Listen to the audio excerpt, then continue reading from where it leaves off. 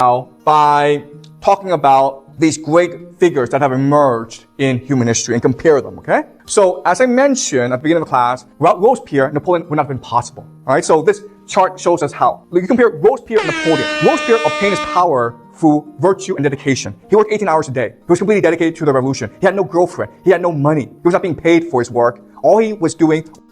Talk about, damn, giving your whole life. Man sacrificed hoes and bread. Said, hey, I want to dedicate my entire life to this revolution. Yo, shout out to him, bro. Some of y'all niggas never put 18 hours into anything except gooning and fapping, bro. Was to ensure the revolution would succeed. And because of his dedication and virtue, the revolution was saved and it succeeded, okay? So without Robespierre, the French Revolution would not have been possible. He was a prophet of reason. He believed that everyone had the capacity to reason. So if you present a logical argument, people would understand it, okay? And that was both the source of his virtue, but it was also the source of his downfall, because he could not imagine that his friends would conspire against him because they wanted to protect their own self-interest, okay? And the third thing about Robespierre that's important is he saved the French Revolution. Let's compare him with Napoleon, okay, who's completely opposite. Napoleon got to where he was because of political maneuvering. He was able to identify political patrons early in his career, and he did whatever they asked of him. And then together they launched a coup d'etat against the French Republic. And after the coup d'etat succeeded, he betrayed his political allies. And he amassed power for himself. That's how he became emperor, okay? So Napoleon, he's a great politician. We think of him as a general, but he's really a politician. The thing about Napoleon that made him so successful is his myth-making genius. He understood that people are looking for myths, and he knew how to present himself as a mythic figure, like the Messiah, okay? And as a result, he destroyed the French Republic. Now, what's interesting is that if you look at human history, figures like Napoleon appear always at the end of a republic. So if somebody tells you have a Napoleon complex, is that such a bad thing? Republic, okay? So Napoleon killed the French Republic, but they have Julius Caesar, who is of the same personality, okay? Julius Caesar was able to identify local patrons very early on and outmaneuver them as they amassed power. Julius Caesar was focused on creating a myth of himself as this unbeatable general. And as a result, he destroyed the Roman Republic. Later on, we will study Hitler. Guess what, guys? Hitler follows the same pattern, okay? Hitler was able to amass power because he outmaneuvered his local patrons and allies. We'll study this, okay? Remember, the Nazis did not come out of nowhere. The Nazis were a force incubated by the German army in order to destroy the communist movement. Okay? And Hitler took advantage of this. Hitler got to where he was because he created a myth of himself as a savior of the German people, right? And then he destroyed the Roman Republic. Why is this important? Because it's entirely possible we are living at another inflection point in history where the American Republic may be destroyed. Trump, okay? How did Trump get to where he is? Political maneuvering. Why is he president? Because he has a myth-making genius, okay? That's really important to understand about Trump. Everyone's like, Trump is a terrible business person. He's lost a lot of money. Trump doesn't understand tariffs. He doesn't understand the economy. He doesn't care. He understands mythology, okay? He understands how to capture people's attention. He knows how to instill an image of himself as a Messiah in people's minds. So essentially, Trump is the greatest content creator we've ever seen. Based on the media and the access to spreading information that we have nowadays compared to before, these other people, they had to spread the myth and methodology through word of mouth and through writings and paper. Trump gets on television with hundreds and thousands of viewers and people with cameras and cell phones, and oh my goodness, bro. Same tactic, different medium and time.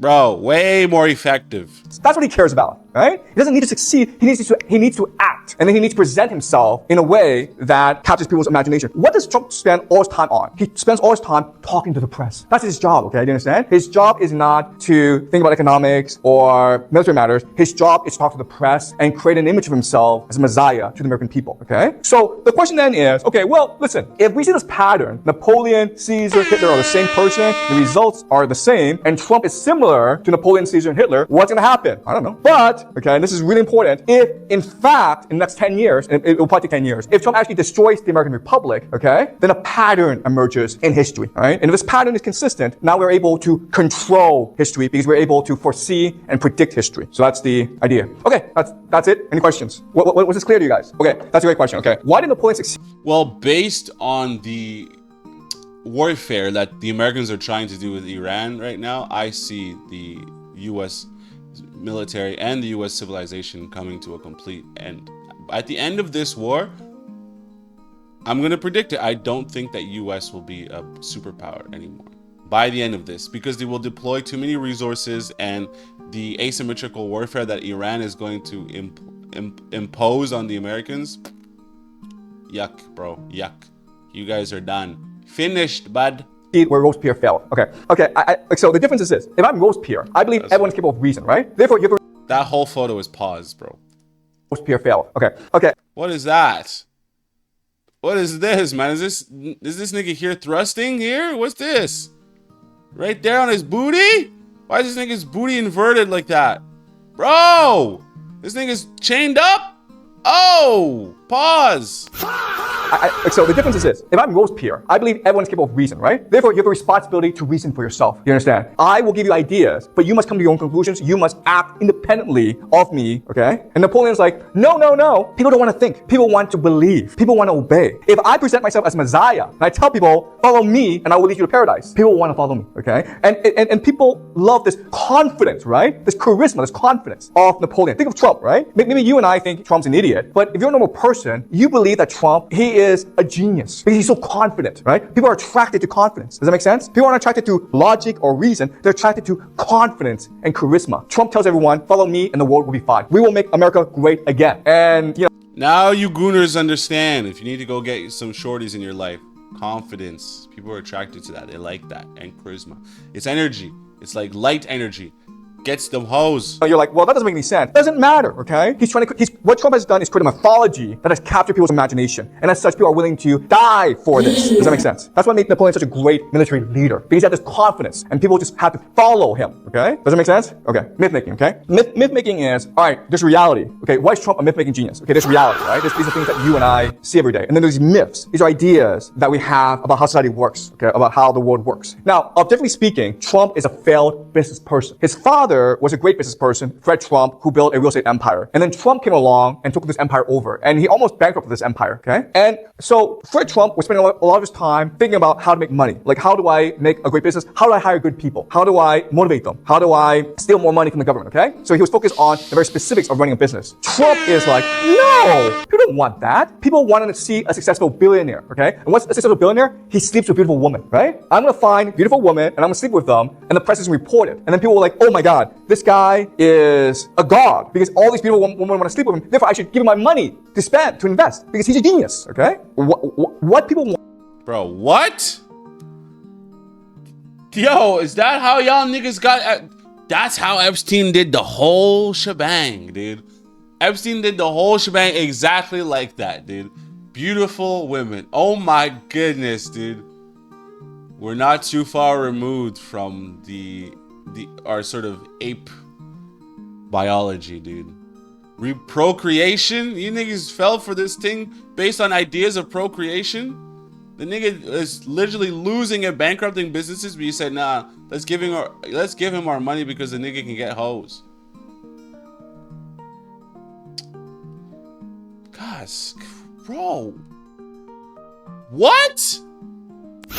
It's mythology of success. Does that make sense? So what made Trump actually really famous is a show called The Apprentice. The Apprentice is a TV show. It's made up, and the show presents Trump as this extremely wise and forward-looking business person. And he's the opposite in reality, okay? But what Trump understands is really important is people don't care about reality. People want to watch a TV show that's exciting, that's interesting, that's fun. So if I turn politics into a TV show, and everyone's watching all the time, they will always want me to be president. Does that make sense? Yeah, because, okay, so is perception more important than reality? And the answer is yes, okay? And the reason why is reality, it is very hard. It's very difficult, all right? People prefer simple ideas, simple myths that allow them to better navigate reality. That's why religion is important, okay? So what Trump's doing... People want to be lied to, especially women.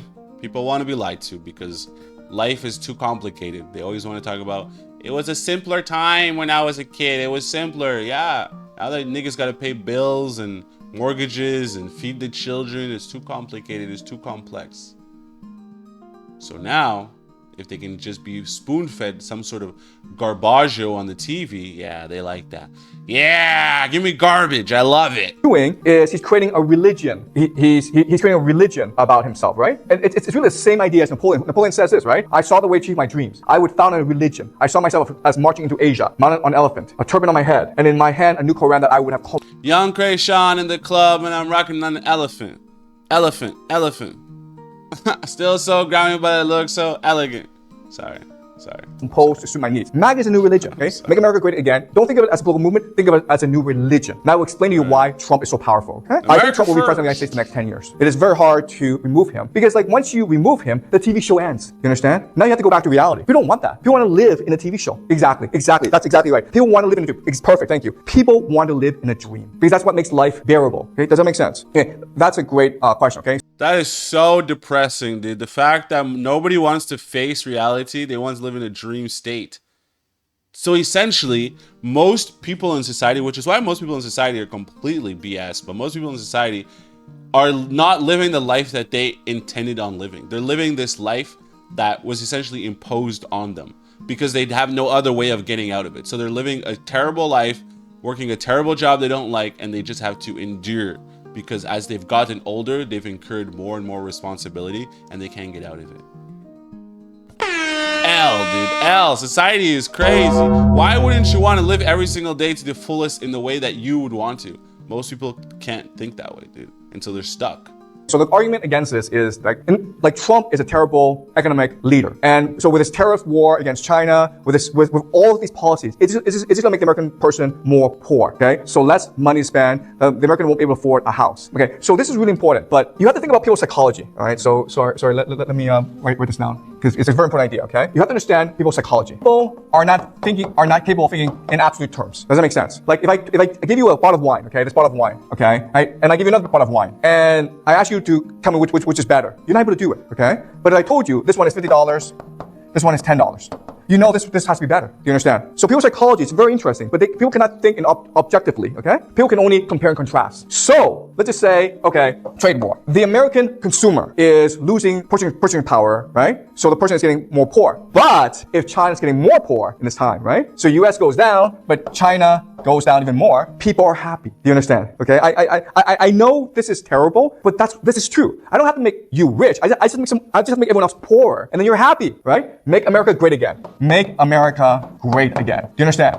Being great, it's just a perception. I'm better than everyone else, and then I'm great. I don't have to be wealthy. I just have to be better off. Under the rule of God, we are not superior to anybody else. God is the only being superior to us. Nobody else, your neighbor, your cousin, no one is better than you except for God himself, okay? Don't let anybody fool you in minimizing your ideas and ideologies or minimizing your spirit, dude, because that's an L. Everyone else. So the entire world is poor, America is happier. Does that make sense? Okay? So that's a logic here. Trump doesn't want to make America wealthy again. He needs to make America a myth again. He wants to create the myth of a great America because the rest of the world is either at war or it's bankrupt or people feel hopeless. Do you understand? And honestly, he's right. Okay? He's absolutely. Dear God, Jiang. God damn it, Jiang. Why you gotta be so dark with it, my guy?